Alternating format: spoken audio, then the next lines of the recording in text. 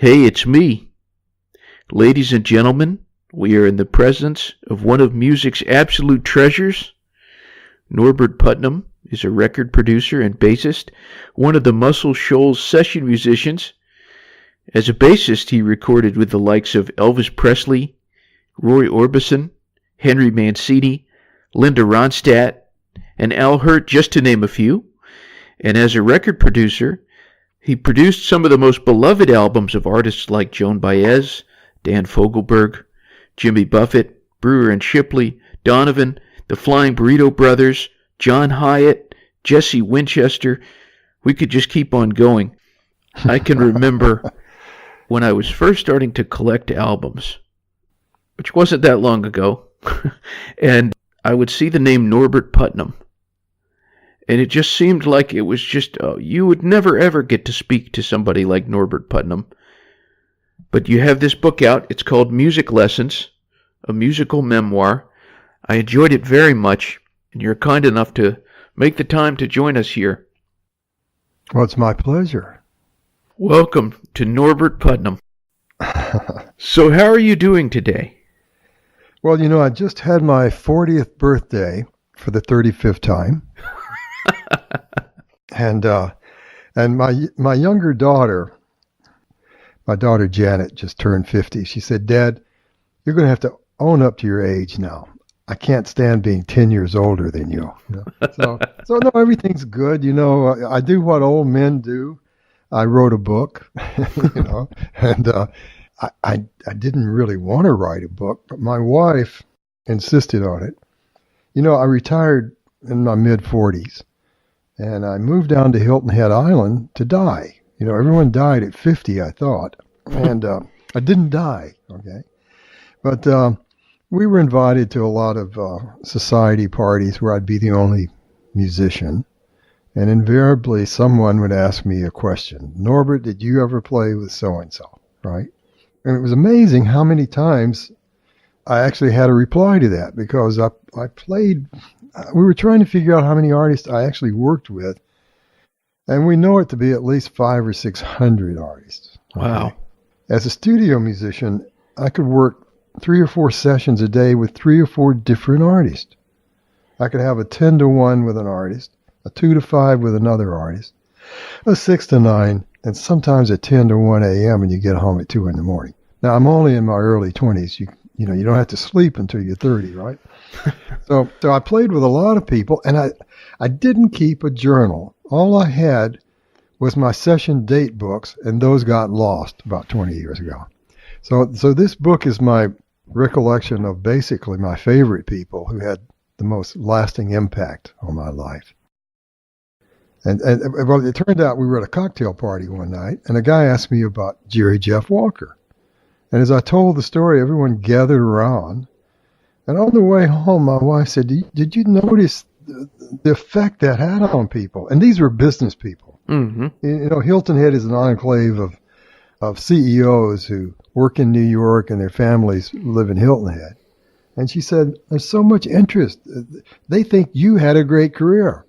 And I said, "Well, I thought he had a great career. He was CEO with Elizabeth Arden." You know what I'm saying? And so we started collecting story names, artists that I worked with, that something interesting had to happen. A lot of the sessions I would go into, I'd walk into the room with 10 or 15 other singers and musicians, and the producer would come in and say, "This is the artist du jour, so-and-so," right? And you'd sort of wave at him, and they'd say, "And here's the first song." And they would play down a demo of the first song. We would all grab a legal pad and start sketching out the chord progression, the bass line, and any syncopations that we thought were prevalent, okay? So that, and we could do this as quickly as it was played down. And then the producer would say, "Well, let's have a run at it." And he might say, "Briggs, you take the piano intro, and James Burton, would you fill the end of the first verse?" And someone counts it off, and this band would play it flawlessly. And we based our playing, we had listened to the guy's voice on the demo, and that would give us the impetus to morph into the kind of player for his kind of music. If he was a folk singer, if he was a country singer, a gospel singer, a pop singer, if he was Tony Joe White or J.J. Cale, someone like that, you would automatically sort of morph into the kind of bass player that should exist on their records. And all the guys in the band could do this. So it was kind of great fun because everyone could do it so quickly, Well, I think most stories are best from the beginning. I know that you're from Alabama. If you could kind of paint a picture with words, what was a typical day like when you were growing up? Well, I didn't start to play music until I was 15. And I really had no ambition to be a musician. My father had played bass in some country bands, but he'd gotten into the insurance business. He was earning a good living, and he'd given up that. But we still had that old acoustic bass, the big bull fiddle, he called it, And I'm 15 years old, and some kids at my school were putting a band together. Now, I'm from Florence, Alabama, which is part of the Muscle Shoals. I think there are 4 cities that make up the Muscle Shoals area, okay? But there was a young man who grew up here in the 1950s, and he goes over to Memphis, and he finds a guy named Elvis Presley. The young man was Sam Phillips. His house is about 7 blocks from where I'm sitting today, okay? If Sam doesn't leave Florence and go to Memphis and find Elvis, I'm in the insurance business with my father, okay?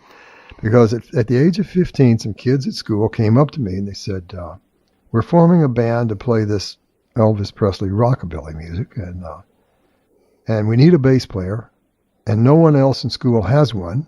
We know you do, so you need to be the bass player. And I said to Danny Cross, I said, well, what makes you think overnight I can become proficient enough on the bass to play in your band? And he said, Norbert, this Elvis stuff only has 3 chords. Surely to God you can find 3 notes on that thing.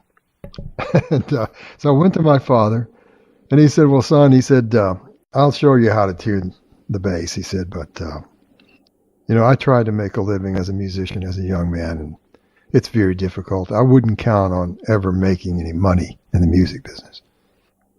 But I started to play with the Rockabilly Boys, and it was a lot of fun. And we were playing sock hops at the school, and we're talking now 1956. I'm 15 years old, and 57, I guess it was. And it was pretty amazing the effect that this rock and roll music had on all the pretty young girls. And so we all took notice of that and started to work harder. Because in 1957, for a teenage boy, it was cars and girls and cheeseburgers. There wasn't anything else that really mattered, And so I would come home from school every day, go to my room, get my father's acoustic bass, and slap along with Scotty and Bill, okay, those early Sun records. And a year later, I meet Jerry Kerrigan, and Kerrigan's father is putting together an R&B band that can play the fraternity parties at Alabama, Auburn, Oxford. We'd get down as far as Mississippi State, sometimes Starkville. And this is great. Now, but we're not playing Elvis anymore. Now it's James Brown, okay? The college kids didn't dance to Elvis. They danced to James Brown, Bobby Blue Bland, Ray Charles, okay? And so we went from rockabilly to the age of 16 of playing R&B. And about that same time, we met a delusional man, I called him, here in Florence, Alabama. He was an older guy. I think he might have been 26, We're 16 years old. His name was Tom Stafford. And Tom was the manager of the Princess Theater. And Tom said, I'm starting a publishing company, and right here in Florence, Alabama, we're going to sign great writers and great singers, and we're going to make great records. And I want you guys to come and be the rhythm section. Now, we're 16 years old, and we made a deal with Tom, and we would go up to his little primitive studio, and Tom would sign anybody that could make a rhyme, okay? The songs were awful. None of them could sing. But then again, we had never, ever had to invent original parts on an original song. So it was great training for us to do this, in spite of the fact that not a lot was happening. I guess we did this for about 1.5 years, and now I'm getting ready. I'm in my senior year of high school. And a young man came up the steps one day, a new writer. and his name was Arthur Alexander. Arthur reminded me of a young Harry Belafonte, okay? Very handsome guy, 6'2", 6'3", maybe. And he had a pocket full of great songs. And when he would sing them a cappella to us, because he hadn't learned to play an instrument, he had this amazing voice. Well, we started to do demos with Arthur. David Briggs would take him out to the piano and find the chords that Arthur was hearing in his head, and he'd write them out and hand us a chart. And I don't know, it was like a light went off when we had this great writer, great singer. In the years to come, the Beatles would have Arthur's first recordings, and the Rolling Stones. And when both of those bands got record deals, they covered Arthur Alexander tunes. But right behind Arthur, maybe a month or two after Arthur came up the steps, young Rick Hall came up the steps. And there's a movie called Muscle Shoals, and Rick is the star of the film, okay? Because Rick was the entrepreneur who said, look, I'm going to raise some money to build a real studio, and we're going to make real hit records. Well, he did it over across the river in Muscle Shoals, literally 4 miles from where I sit today. And Rick had the impetus to come through with this. He took Arthur, and he took us, and rented some warehouse space. It was an old abandoned brick warehouse full of spider webs and cockroaches and dirt. Rick cleaned it out because he didn't have a lot of money. He had enough money to buy a good microphone and 2 mono tape machines. And he cleaned it up, built himself a little control room. And a month or two later, we were in there recording Arthur Alexander. And the first songs we did, well, the main title song was You Better Move On. And the B-side was Get a Shot of Rhythm and Blues. Rick went to Nashville, made a deal with Dot Records. They had a kid named Pat Boone. Remember him? Yeah. Pat gave Elvis a run for the money for a minute, okay? But anyway, they knew how to promote a record, and now I've started a school here at North Alabama University. And Donnie Fritz calls me one day and said, it's on the radio. I said, what's on the radio? Because it had been months, since we made it. Arthur's record. Well, he picked me up in his car, and we rode around Court Street, which is something we do on Friday nights anyway, looking for girls, you understand. And suddenly it came on the radio. And I want to tell you, Paul, it was like hearing the first broadcast from Mars.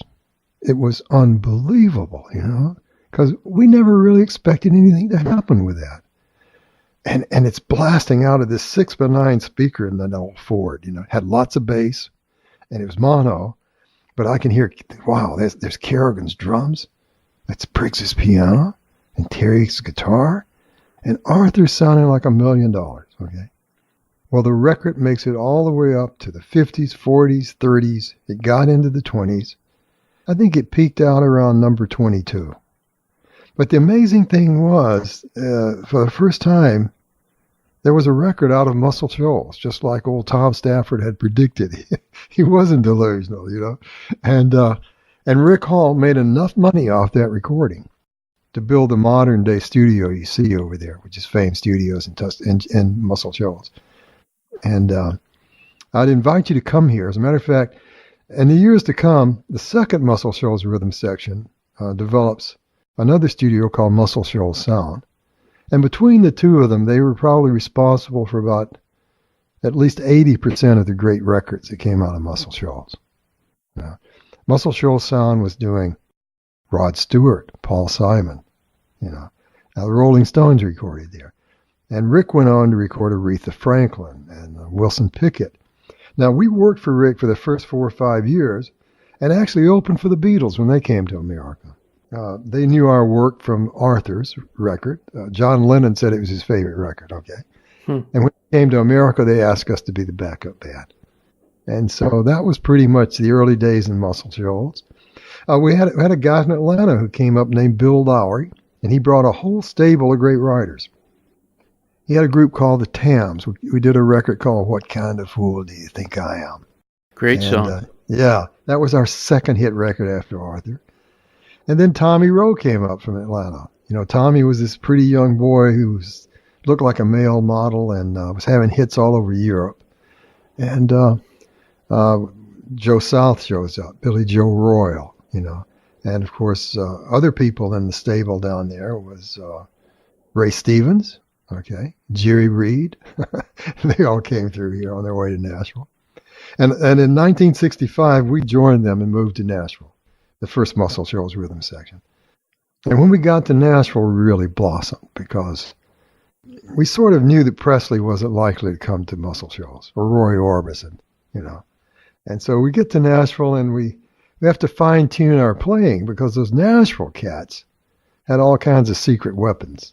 You know, they could write the song out in shorthand as it's being played and instantly sit down at their instruments and play it back to the artist and producer. So we had a little bit of homework to do there.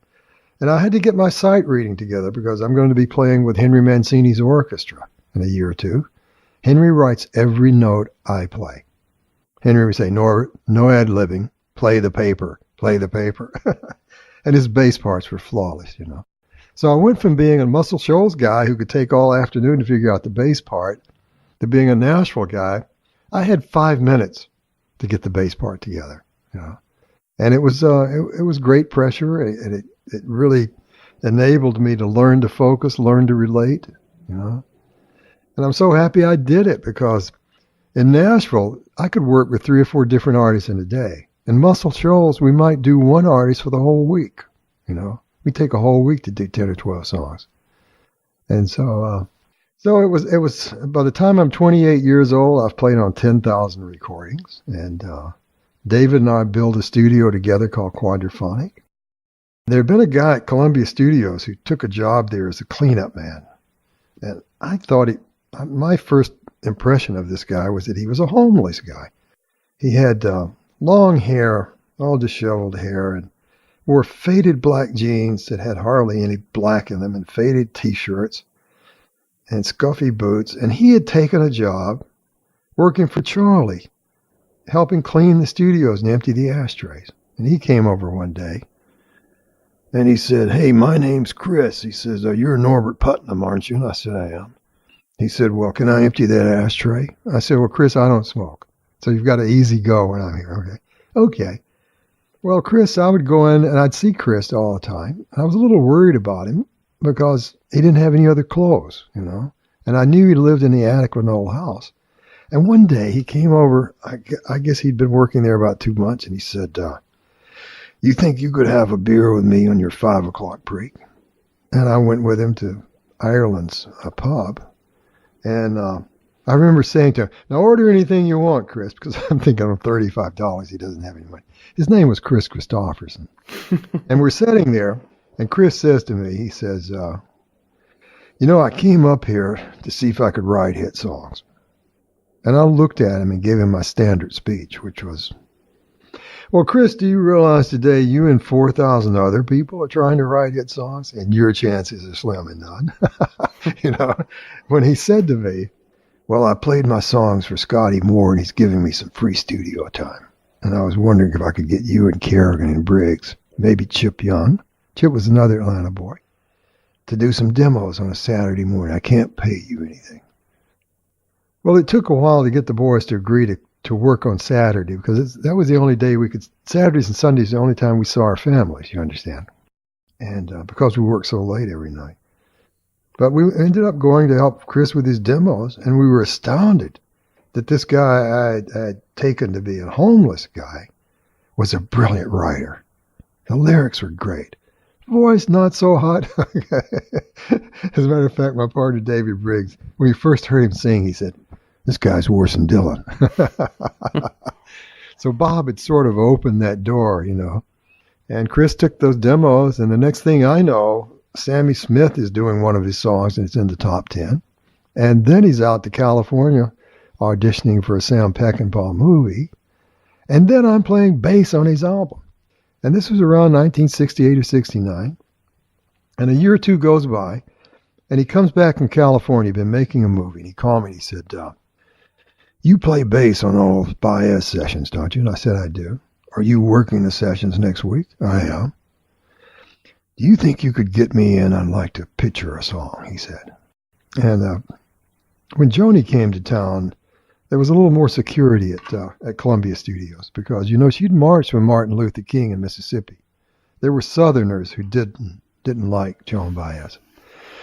But I got him in to meet Joan at the end of the week, and he went out to California, spent some time with her, and she called me the next year and said, I'm coming back to Nashville to do another record, and Chris is going to produce it. Oh, great. He's my old buddy, you see. And she said, would you book a younger band? I want you to lead the band. Grady Martin, who was 20 years my senior, had always led the band. And so I assembled a bunch of the younger players like myself. And I went down to the studio the first day, and Chris had had a few cocktails. He was back in the corner, and he wasn't moving. I went back to see him, and I said, now, Chris, let me tell you about record producing. I said, first of all, we'll get some coffee in you, and if you will sit in the control room and not utter a word, this great band with Joan Baez will make her a great album. Well, I'm not doing it. I'm not producing it. Well, now I'm thinking I'm going to have to cancel guys for 15 sessions. They're going to kill me, right? When he said, I've been talking to Joni and we think you should do it. Oh, I said, where is Joni? She's upstairs. I ran upstairs and she was in one of the offices at Quad. I walked in. I said, John, have you seen Chris? Norbert, Chris has had a few drinks. Do you think you could help me make this record? You could plug your bass in the desk and listen in the control room, couldn't you? I said, yes, I could. Well, let's do it, she said. And it was an album called Blessed Are, and it had some of her favorite contemporary writers. There was a Stevie Wonder song. There was a Lennon McCartney song. There was a couple of Mickey Newberry songs, and a song by a kid in the band, Robbie Robertson, had a song called The Night They Drove Old Dixie Down. Well, we recorded that, and it was my first production. It sold 1.5 million. And suddenly I went from being a studio guy to a record producer, okay? And so I can thank Chris Christopherson for that, the homeless man, and my good luck for that, you know. And I flew up to New York. Clive Davis gave me young Dan Fogelberg. And another great guy, Eric Anderson. We had a record called Blue River that year that was fantastic.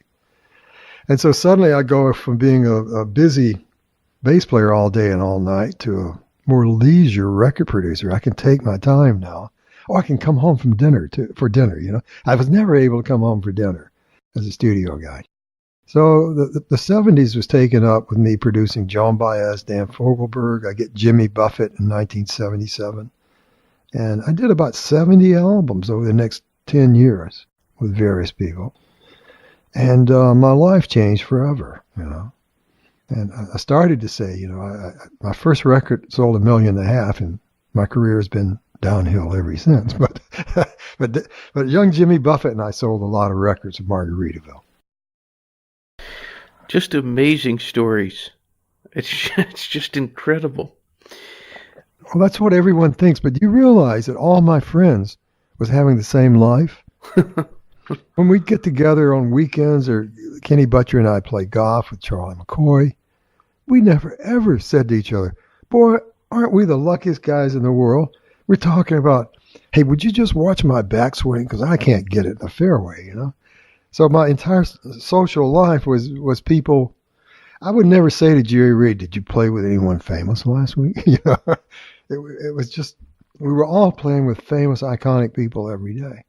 It took me moving to Hilton Head and about the mid-'80s and being around normal people. I'll admit Hilton Head was more affluent than most communities. But when I would mention stories in my life, they were astounded, like it really was an extraordinary life. And my wife finally said one night, we were coming home from a dinner party, and I'd recited a story, I think it was about Jerry Jeff Walker. Now, I considered Jerry Jeff to be a minor star. You know what I'm saying? He wasn't Elvis Presley or Roy Orbison or Linda Ronstadt. But the guy who asked the question, Jerry Jeff was the biggest artist in the world to him. He loved Jerry Jeff. And it taught me a lesson. You know, sometimes a Jerry Jeff Walker, it turned out this guy, he said, you know, Norbert, at my fraternity, it was my turn to pick an artist. And I chose Jerry Jeff. And I picked him up at the airport and spent the afternoon with him. And that was the reason. He'd never ever met another artist, you see, and spent time with him. And of course, Jerry Jeff wrote Mr. Bojangles, one of the classic records of all time. And so I said to Cheryl, I said, do you think we could do a book? And she said, yes. She said, we should make a list of any of the artists that had a compelling sort of story. Maybe something happened in the session that you remembered, you know. And so basically, if you buy a copy of Music Lessons Volume 1, and by the way, Paul, you can get this at Amazon, and you can buy it also at norbertputnam.com. You can get signed copies at norbertputnam.com. But we started making a list, and it took me a year to make a list of people because I didn't have my session books anymore. And so many times I might play with the iconic artist, and we didn't say two words to each other. You know what I'm saying? We would start at 10, finish at 1. I'm waving goodbye to him as I head to my lunch and my 2 o'clock session. And so Music Lessons Volume 1 is just a collection of my favorite stories. What was Joan Baez like to work with in the studio? Totally professional, totally prepared, and totally, she had told, at the time I get to Joni, I guess Joni was approaching her 30s. I was 28 years old. She's a little older than I am. And I remember she came into Quad that week, and once we started, I set her up so that she could play her guitar and do the vocal at the same time with the rhythm section. Now, this can be a problem for a lot of lesser talents.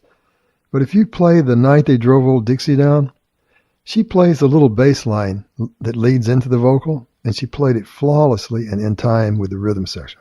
Don't do do do don't do don't do. You know that thing? And she did that while delivering the vocal live. We played it until Baez got the vocal. That would take somewhere between 3 and 4 takes before she nailed it, okay? And that was pretty much true of all the artists that we worked with back then. Because we didn't have Pro Tools, we didn't have multi-track, we didn't have pitch correction, okay? The band we were trained to accompany that singer flawlessly. We didn't want to make any mistakes because in the early days it was going down to 2-track and 3-track. If I played a bad bass note, the whole band had to back up, and we could splice it in sometimes. But if you played a lot of bad bass notes, you never saw that person in the studios ever again, okay? And so we were very good. But I try to tell, you know, I'm speaking tomorrow to a class of music industry studies kids here at UNA, University of North Alabama. And of course, they're all working with Pro Tools and pitch correction and unlimited editing abilities, you know. And when I tell them these stories, they're dumbfounded how anybody could perform without occasionally making a mistake or singing a bad note, you know. But they could all do it in the 60s and the 70s.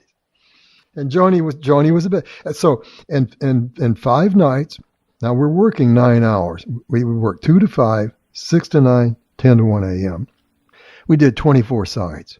And when we finished that Friday night, we had all of her vocals and all of the instrumental tracks. The next week, we overdubbed harmonies, and I brought in a few people to play extra parts on guitars and various overdubbed strings on part of it. So we had to write the strings.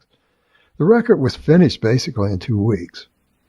And for 24 sides, in today's world, there are a lot of contemporary acts that will work the next year on making 10 or 12 songs. You know?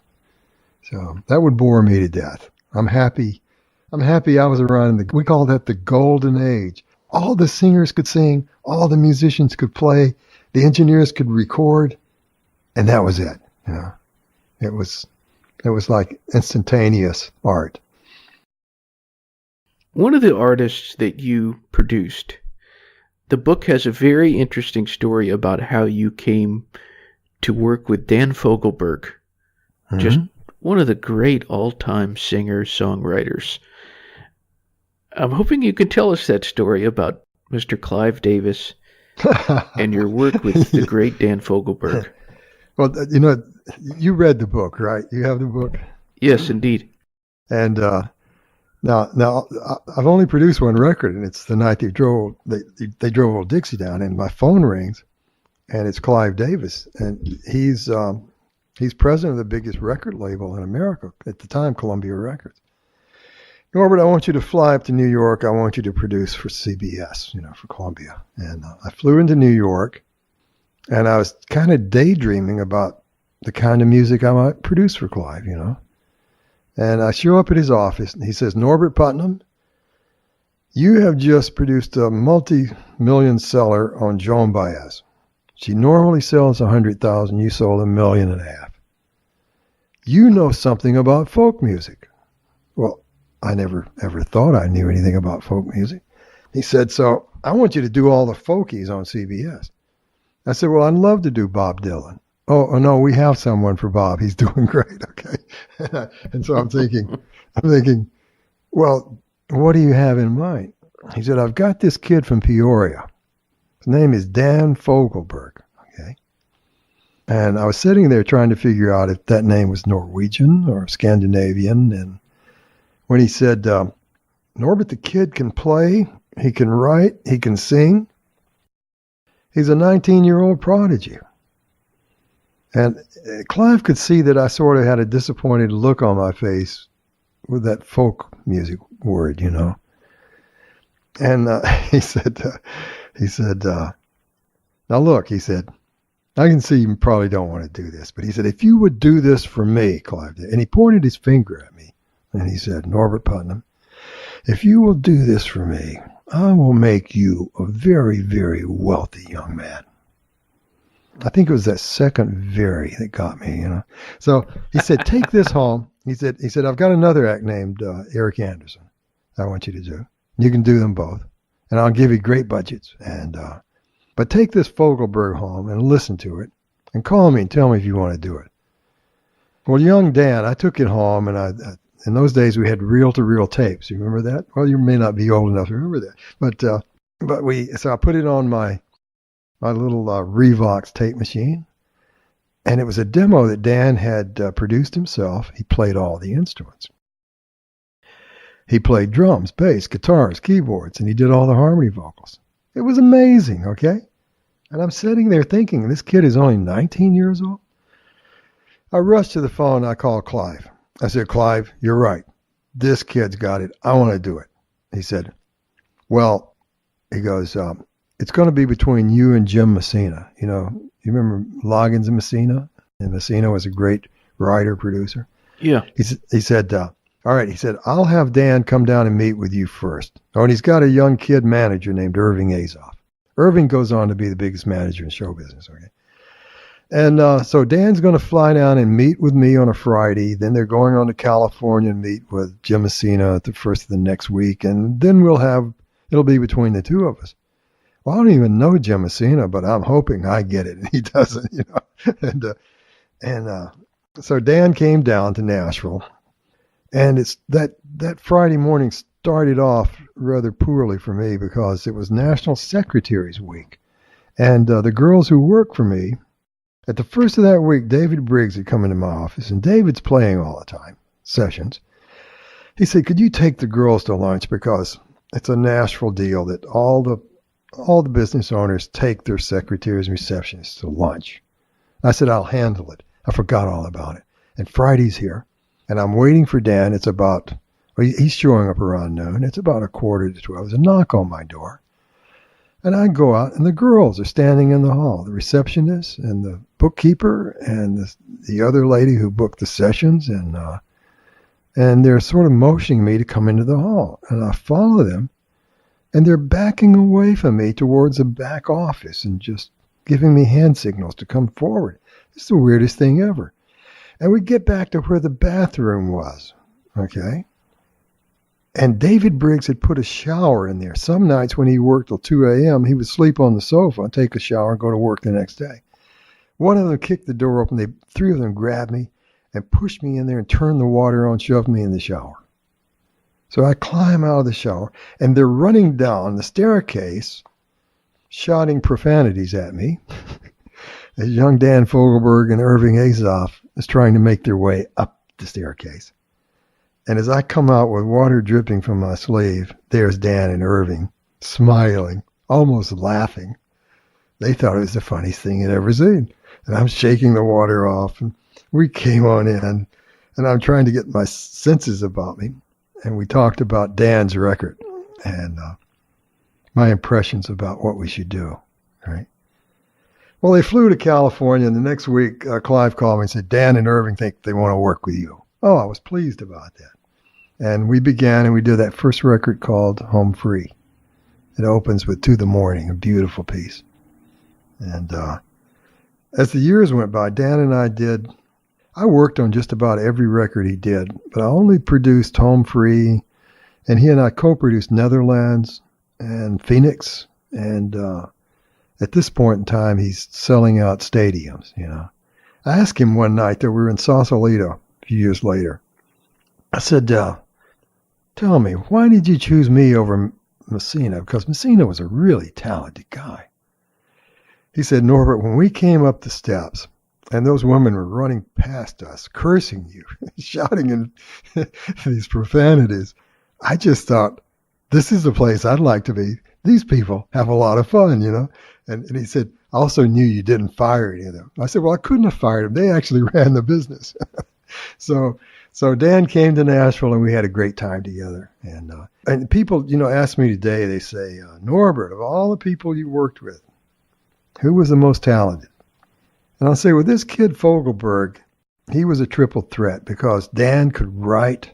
When he was 19 years old, he was writing songs that a man of 40 might have written. You know, had a maturity about him. And he could play the guitar with any of the Nashville studio pros. And he was a whiz on the keyboards. He had a classical technique on keyboards. And I said, I never ran across another artist who could really do all three as well as young Fogelberg. And that, you know, Presley was perhaps the greatest purveyor of emotion. When Elvis decided to go and do that vocal, he could hit a button and he could breathe life into that thing. And he would do all the sounds that human beings are capable of making, from a shrill cry of fear to a deep orgasmic sort of grasp, you know. He was a great singer. But old Dan could do almost everything. And so he was very special to me. What was Fogelberg like on a personal level, the man behind the music? Oh, he was fun. He liked to have fun, you know. And but we you know, we didn't do drugs or drink, because you can't do that and be great, right? But Dan and I would go out and have a couple of beers, and we'd talk about the things everyone talks about. We didn't talk about music very much. We would talk about sports. You know, he followed his football team up there in Champaign. I can't remember what they were called. You know, of course, I was down here talking about Alabama. And no, he was just the most normal guy in the world, you know. And he loved beautiful women and girls. He was a little shy, you know, because he started young. But I never met a 19-year-old who had the talent and the skills young Fogelberg had. And it was but it could have been his DNA. You know, his father was a big-time horn player, played with Les Brown's band during the war. And, of course, those are great California musicians who backed up Bing Crosby, Bob Hope, and his mother, I think, had appeared on Broadway. So he had some show business genes in him. And it was a shame we lost him so early. You know, it was a late prognosis on prostate cancer. And if they had gotten him early enough, he might still be with us. Another artist very associated with the manager you mentioned, Irving Azoff, would be one truly unique singer-songwriter, recording artist. And of course, we're talking about Jimmy Buffett. Yeah, that's true. Yeah, Jimmy ends up being managed. After we get the big hit record with Margaritaville, Irving Azoff swooped in and bought him away from Don Light, who was his manager in Nashville. And of course, Jimmy, as far as being a producer is concerned, Margaritaville has outsold every record I ever did. That's due in large part by the fact that Jimmy goes out every year and plays for millions of people. I have met people who have said to me, Norbert, you made a lot of money off me. And I'd say, I have? Well, yeah. He said, I bought that record back there in 1977. And I gave it to somebody 5 years later, and I buy it again. And 10 years later, the CDs come out, I buy it again. He said, I have bought your Jimmy Buffett music for the last 40 years, and it's the same music over and over. And so Margaritaville, was the only top 10 record that Jimmy had until he did that duet with Alan Jackson, wasn't it, a few years ago? Yeah.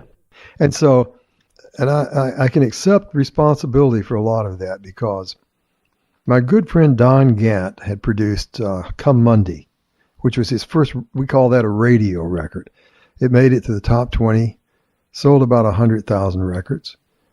And I got a call from Don Light, who was Jimmy's manager. And he said, Jimmy wants to do the next record with his live band that tours with him rather than studio musicians. And Don Gant, who had produced Come Monday, and Don was one of the most talented guys in Nashville. He had been a violinist in the Youth Symphony. He could sight read any vocal part. I was in a band with him called the Neon Philharmonic, and we had a record called Morning Girl that you might remember from the late 60s.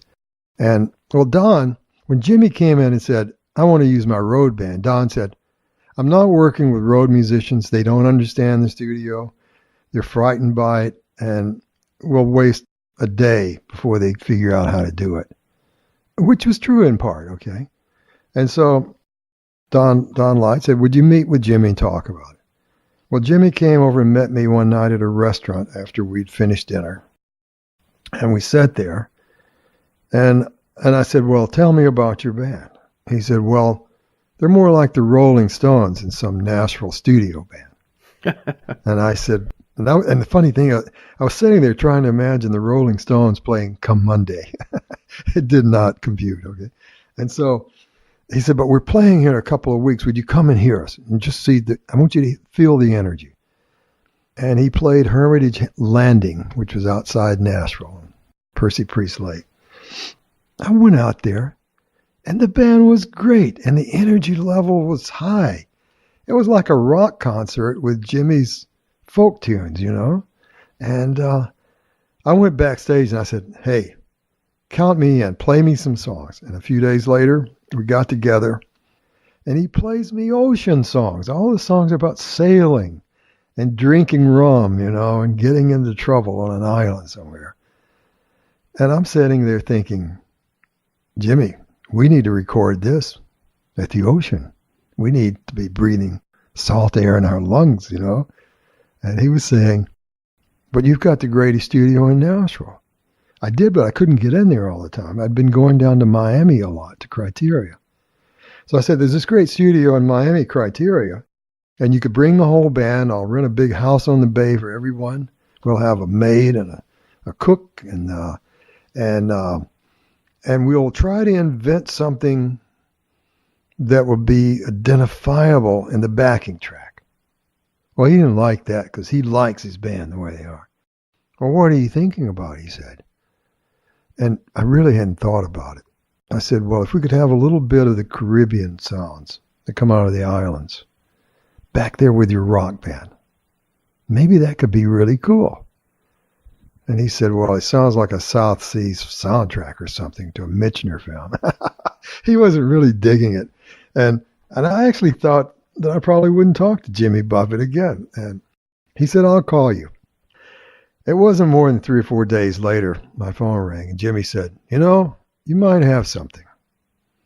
Because I always tried, it was all part of my operating manual to try to invent a backing track that would be identifiable with any artist I worked with. And with Fogelberg, it was his guitars and strings, or his piano and strings, And Jimmy calls, he says, okay, he says, I've started the first song. I said, well, what's it called?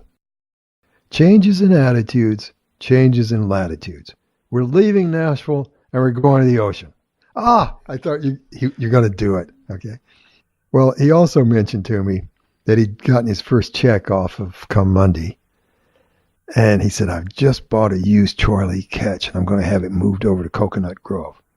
So every day after we finish recording, we can go sailing. I love this. So we found ourselves, I guess it's 2 months later, it took some time to put it all together. We found ourselves going to Criteria. I rented a big house on the bay for the band. And he took everybody. The roadies were there, everyone. But I decided we'd work every day from 11 to 5. Because this band of his, they like to party at night, right? So I thought if I can get them to start the party at 6 o'clock, maybe we can get them in bed by 10 or 11. And it was working out great. He'd rehearsed the band, and these live players were doing great. I brought in 2 ringers. The great drummer Kenny Buttrey, I brought him down to play percussion. I thought if anyone stumbles, it'll be the drummer. And Teddy Irwin came down from New York to cover any guitar parts that the band had trouble with. And everything was just going great. First week slid by, and I think it was maybe Monday morning, the second week, we were at breakfast. And Jimmy said, "I've started a new song." "Oh," I said, "what's it about?" "Well, it's kind of a true story about, I go down to Key West. I've got a place there, and I played a bar one night. I just went in and started playing, and I was in my shorts, and I had on flip-flops, and I drank too much rum. And on the way home, he said, "I don't know, I just lost my flip-flop, and I just decided, well, I'm only a block from the house." I just kept walking. I stepped on a beer can, cut my foot real bad, and I get up the next morning. I'm hungover. And I'm thinking, well, the cure for a hangover is margarita, and I can't find the salt. And I'm just stumbling around, but I've got some shrimp boiling, and I get over and I got my guitar. I'm sitting on my front porch swing. Well, he's painting this great little scenario for Norbert Putnam, right? I'm thinking, this is a video, isn't it, right? And he's describing it to me. And, David Briggs and I had a publishing company. And for all of you writers out there, all you kids who want to be songwriters, all great songs contain one ingredient. There's some form of conflict, okay? And it can either be between you and your girlfriend, or worse, okay? And as Jimmy's going along describing this song to me, I'm hoping he'll have some conflict somewhere. Well, that was the end of the conversation. We go on and we record for a couple of days. And near the end of the week, the second week, near the end of the tracking, he barged into the studio at 10:30 one morning. "Norbert, I've got that song. You got to hear it."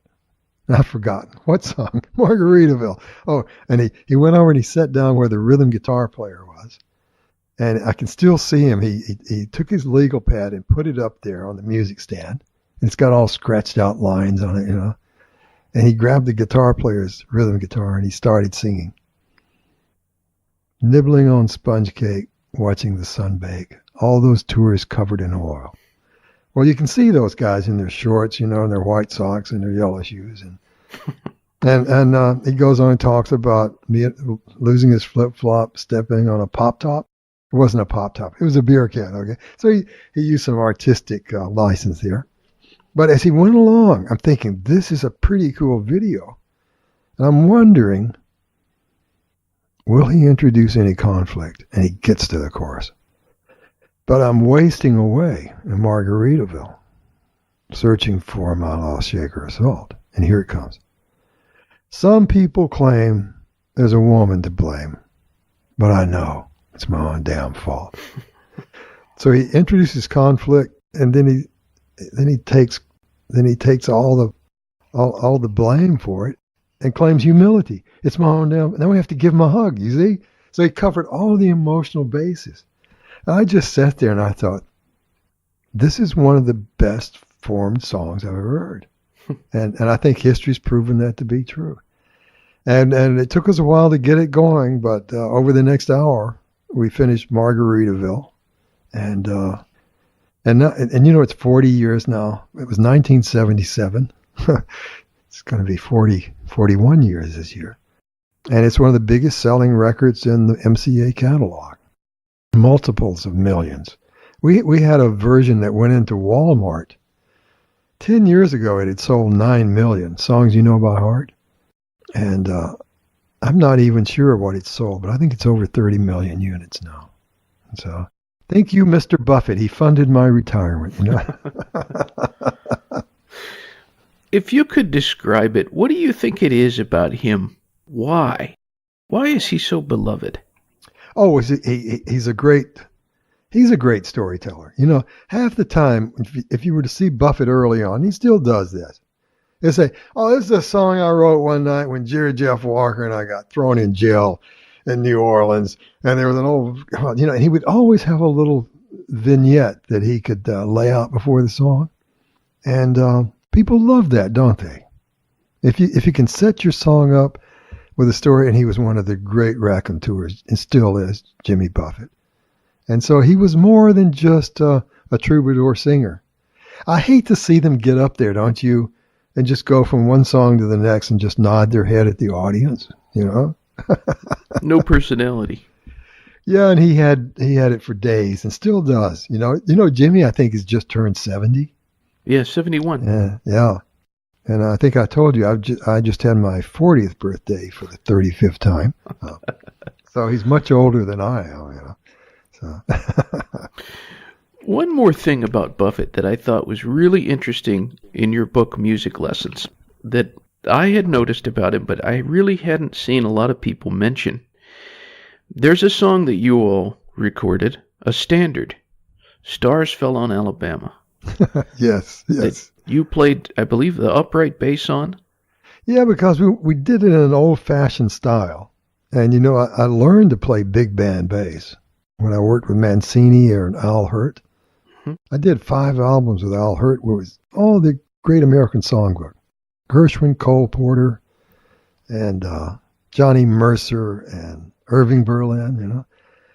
Well, I'll tell you, we didn't plan to do the song, but Jimmy, we decided we'd come and do a record in Muscle Shoals. Muscle Shoals Sound had a great studio, and it was to be this sort of Alabama record. And it was a coming home for me, right? Even though Jimmy's band played on all of it. And we got down here, and he didn't have a lot of songs. And I don't know if I said it or if he said it, but I said, why don't we do Stars Fell on Alabama? And let's do it, you know. And so it was a good time kind of thing. And I've forgotten who the bass player was, but there was an electric bass on it. And we ended up back at my house in Franklin, Tennessee. And I said to him, let me put the acoustic bass on there. And I went inside, found my acoustic bass, and played a part that was pretty much like a big band part, you know. And everyone loved that. They're still playing it here in Alabama. They don't play it in Georgia so much, you know. But you mentioned in the book that he has almost a crooning quality at times. Yeah, and he was a great crooner. If you listen to one of the songs we did, Keith Sykes wrote a song called Coast of Marseille. I sat there on the coast. Yeah. And Jimmy crooned it like Bing Crosby might have crooned it, you know. And he had this lovely sort of lower baritone voice.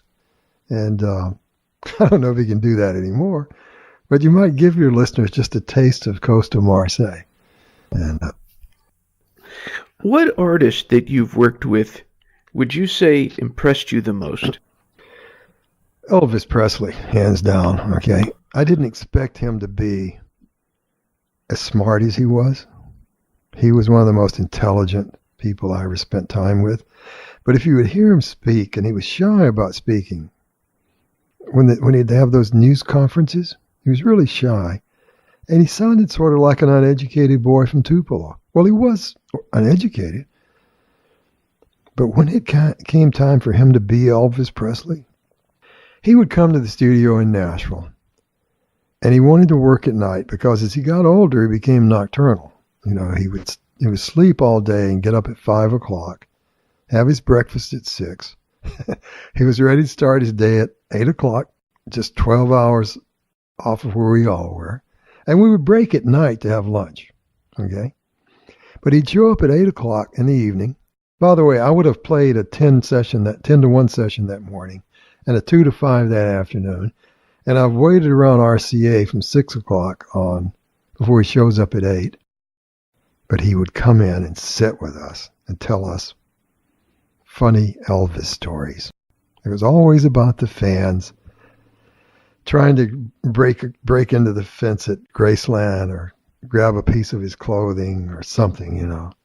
And he would sit down and have us laughing like a bunch of fools in about 30 minutes with these great stories. Well, what he was actually doing, when I first played for Presley, that first night, I didn't know. I'm trying to figure out who this guy will be. He's a huge film star, right? He is the biggest selling recording artist in the world. Well, by the way, he is today also. Last year, Elvis Presley probably sold around 10, 15 million records of music he made 50 years ago or longer. So, but he would sit down and tell us funny stories, and I'd be thinking, I'm from Florence, Alabama. He's from Tupelo. It's 70 miles. He was just like all the kids I grew up with. We're laughing about the same things. And you would forget, by the time you started recording, you would forget that this guy could really do it. But he was so focused. That first song, and it would be a new song, and you have the lyric sheet. And he's been singing it with a demo singer twice. And he's ready to do it. Now, we've sketched it out, and we're going to be able to play it. He would turn around to the band, and he'd say, "You guys got that?" "Yeah, Elvis, we've got a chart. You want to do it in that key?" "I don't know. What key is it?" And David would say, "It's E flat." "Take it up a half step, David." David would give him an E. "A little higher." Give him an F. "Let's try F, okay?" "All right, now I mark my chart F." And Jerry Kerrigan counts it off. The band plays it flawlessly. There are no mistakes, okay? And while that's happening, the engineer is getting his final balances on all the instruments. And after one run through, Elvis would look in at the control room to Felton Jarvis. "Hey, Felton, you guys ready to take one? Let's make one." "All right, the red light's coming on. We're playing it for the second time, okay?" And the king, he's going to try to nail this vocal on the first take. He never worked his way up to it. He took a deep breath and he started full out. He would attack that song. And we'd be holding on to his emotions. His emotions determined our progression of dynamics. So we would come up and match his emotion. And if he took it down, we would take it down. And here he comes again on the chorus, And boy, that was great fun. And then he would say, "Hey, Felton, I want to listen." He'd run in the control room and we'd watch through the window. If he listens once and he's playing it again, he's thinking about keeping it. Oh, meanwhile, the band, we've huddled and we have fine-tuned our playing. Briggs is going to take the intro, and James Burton's going to take the end of the first chorus. And we're making a few changes. Oh my God, he's playing it a third time. So we worked out a little system where we took turns doing this. When it was my turn, I'd have to run inside. I'd be standing beside Elvis.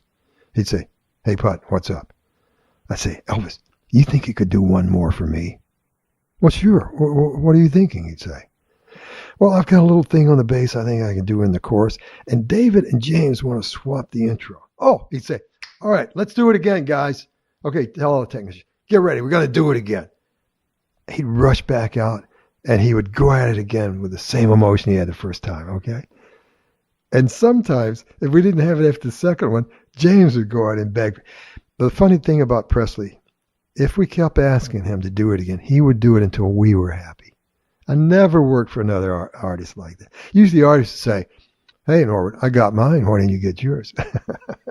So we loved this guy. We really loved him. I hated it. When he died, it killed me. What are you the most proud of?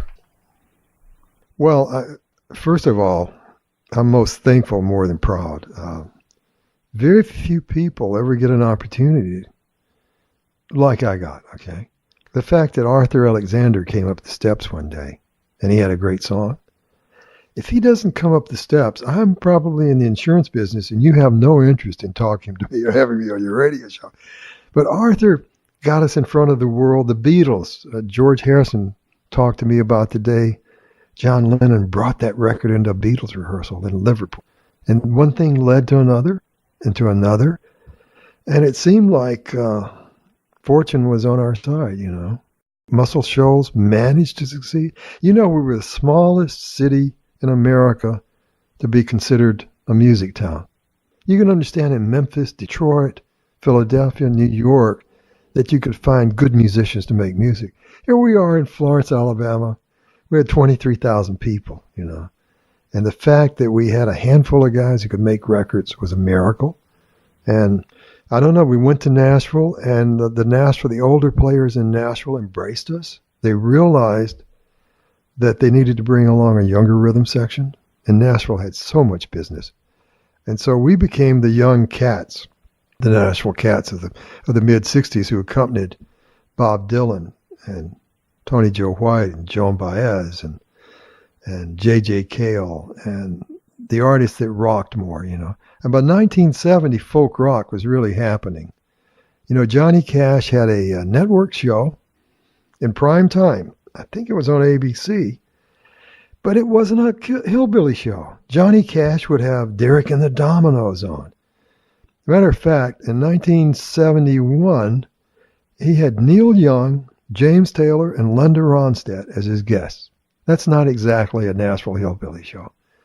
And my friend Elliot Mazer found out where they were staying. They would have to come in and rehearse for the show.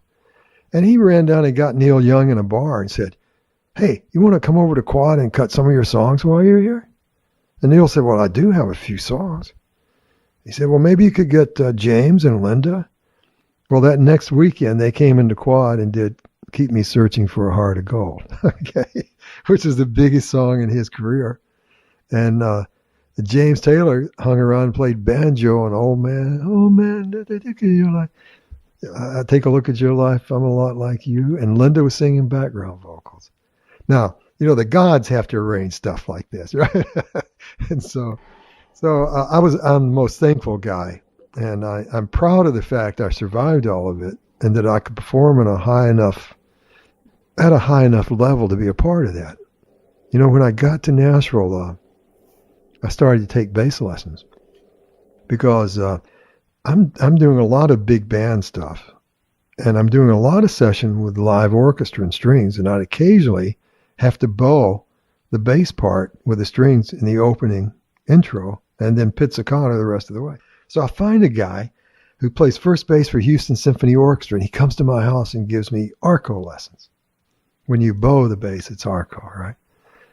And so every Saturday morning, I'd have 1 hour of symphonic bass with a great, great player, which enabled me to be able to do a lot of things. You know, I also found out I was a little hesitant to take lessons. When you're one of the top players, you think, boy, if the other guys find out I'm taking lessons. And then I find out Chet Atkins has 2 teachers. He has 2 lessons every week. And he's the biggest selling guitarist in the world is Chet Atkins. But he's studying classical guitar. He's learning to play Segovia. So, you know, the trick is to never stop learning, don't you think, Paul? I think that's true. Yes. Well, for all the listeners out there, there's plenty more.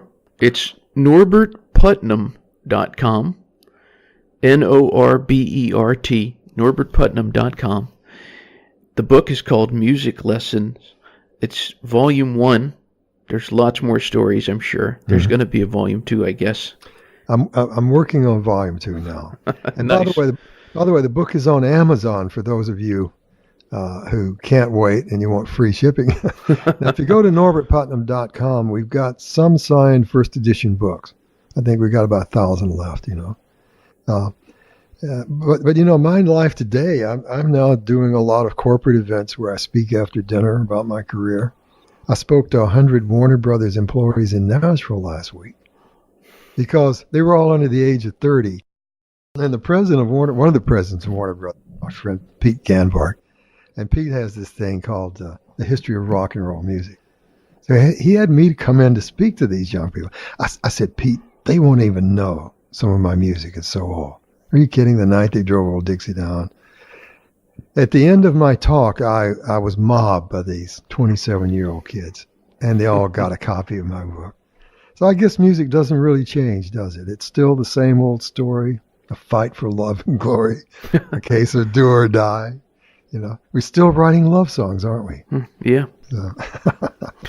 Well, for my last question, it's very, very open-ended. We just don't know who is listening. All different ages. There's no borders anymore with communication. It can go anywhere. So for anyone who's listening, wherever they might be, what would you say to them? Well, to the ones who are thinking about becoming an artist, a writer, a musician. You know, it's changed drastically. Back in the 70s, a writer could make a lot of money by writing a song that Elvis would record, because half of the earnings would be from radio broadcast, airplay. Okay, if you had 1,500 stations in America playing your song, you could make, that would be 50% of what you would make. The other half would be on the mechanical sales in those days of the vinyl disc, okay, and the cassettes. But now, you know, we've got streaming with Spotify and Apple Music and Amazon Music, and the writers haven't been able to take part in the negotiations for the fees, and they're really small. You know, so today's artist pretty much makes most of his money touring. I think if you were to talk to Beyonce, if you talk to the Eagles, any Jimmy Buffett, you know, Jimmy's still selling out every night. So it's kind of a different world now. We're not all sure where it will go, but we think it will change. And the writer and the artist will start to get a bigger slice of the pie in the next few years. Because we can't stop music. It's the other language, isn't it? And you know, it's the only language that can cross borders. Over 6 years ago, I started to tour with the Elvis Big Screen Show, and it's just film of Elvis in 1970. But we had the 40-piece orchestra that he had in Las Vegas, and some of the original players, James Burton, Ron Tutt, Glenn D. Harden. I was filling in for Jerry Sheff because he was having some hearing problems. But I was amazed. We went down to Sao Paulo, Brazil. We played a 12,000-seat auditorium. And by the way, this is footage of Elvis that everyone's seen for years and years. We sold it out 4 nights in a row, 12,000 seats. And the ticket prices started at $300 a ticket. And when we toured Europe, we played all the major capitals. We would sell it out every night. And the amazing thing was, I expected the older people, the people in their 50s, 60s up, to know this music. But one night we played Belfast. And I came back to the hotel, and the band would always sneak up through the back elevator to their room so they wouldn't be mobbed by the fans. Well, I'm the new kid on the block, so I went straight to the bar. And so they started mobbing me, and I was signing autographs. And I looked over, and there was a young couple at the bar. And I wanted to go speak to them. And I got over there, and I said, did you guys come to the concert? They looked to be mid-20s. Oh, yeah, really enjoyed the concert. I said, you came to see Elvis Presley? Yeah. I said, why? You know? And they said, well, he's great. I said, but in America, you couldn't find anybody in their 20s who would come to see a film of Elvis singing with a band. And I said, can you tell me more? So I'm thinking they never get out of the house, right? I said, well, did you see any other great concerts this year? Oh, we just saw Bruce Springsteen. Oh, I said, well, how would you rate seeing Bruce live to seeing Elvis on film? I was so shocked. They said, Elvis was better. I said, but Bruce. They said, but you know where we were sitting, I held my fingers up and Bruce was only 1 inch tall. We were so far away from him. But they said, you know, we watched Bruce on the big screen and we watched Elvis on the big screen. And that was the common denominator. You know, even though Bruce was blowing up, Elvis was blowing up, they sort of bought into the reality that he might be there. So that sort of changed my whole attitude about young people. And I want to tell you, more and more young people I'm meeting now, I'll speak to the class here at University of North Alabama tomorrow. I tell these stories and they found them very compelling, you know, and they all want a copy of my book, you know. So I feel blessed that I was able to participate during that time with all those great artists who could really do it, you know. And Paul, thank you for having me on your radio show. It was an honor. Thank you very much. Well, I'll come back anytime you need me, okay? Well, I might take you up on that, definitely. You realize you and I could probably do 10 hours and we still wouldn't cover everything. Oh, yeah. Oh, I know. Well, in that case, until next time. All right, pal. Anytime, okay? All right. It was a pleasure. Thank you. My pleasure. Bye-bye, Paul. Bye-bye.